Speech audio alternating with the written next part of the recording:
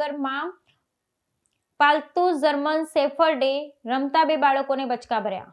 અમદાવાદ શહેરના રામોલ વિસ્તારમાં આવેલા ન્યૂ મણિનગર સરણમ એલિગન્સ એપાર્ટમેન્ટમાં પાલતુ શ્વાન દ્વારા પાડોશીના બાળકોને કરડવાના વધુ એક કિસ્સાઓ ચકચાર મચાવી છે। એપાર્ટમેન્ટના પાર્કિંગ વિસ્તારમાં એક મહિલા પોતાનું જર્મન શેફર્ડ શ્વાન ફેરવી રહી હતી।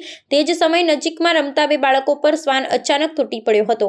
આ હુમલામાં 6 વર્ષના એક બાળકને જમણા સાથળના ભાગે ઊંડો ઘા થયો હતો, જ્યારે સોસાયટીના અન્ય એક બાળકને જમણા હાથ પર ઈજા પહોંચી હતી। શ્વાન દ્વારા કરડવાથી ઈજાગ્રસ્ત થયેલા બંને બાળકોને સારવાર માટે લઈ જવામાં આવ્યા હતા। સમગ્ર ઘટના એપાર્ટમેન્ટના સીસીટીવી કેમેરામાં કેદ થઈ ગઈ હતી, જેમાં શ્વાનનો હુમલો સ્પષ્ટપણે જોવા મળે છે। ઈજાગ્રસ્ત થયેલા એક બાળકને પિતાએ આ મામલે રામોલ પોલીસ મથકે ફરિયાદ નોંધાવી છે। તેમણે ફરિયાદમાં આક્ષેપ કર્યો છે કે શ્વાનના માલિક સંગીતાબેન વાણિયર બેદરકારીપૂર્વક શ્વાનને ફેરવતા હતા, જેના કારણે અન્ય લોકોની સલામતી જોખવાઈ હતી। પોલીસ ફરિયાદના આધારે શ્વાનના માલિક સંગીતાબેન વાણિયાર વિરુદ્ધ કાયદેસરની કાર્યવાહી હાથ ધરી છે। પાલતુ શ્વાન દ્વારા થતા હુમલાની વધતી ઘટનાઓને લઈ શહેરી વિસ્તારમાં રહેતા લોકોમાં સલામતી અંગે ગંભીર ચિંતા ઊભી થઈ છે।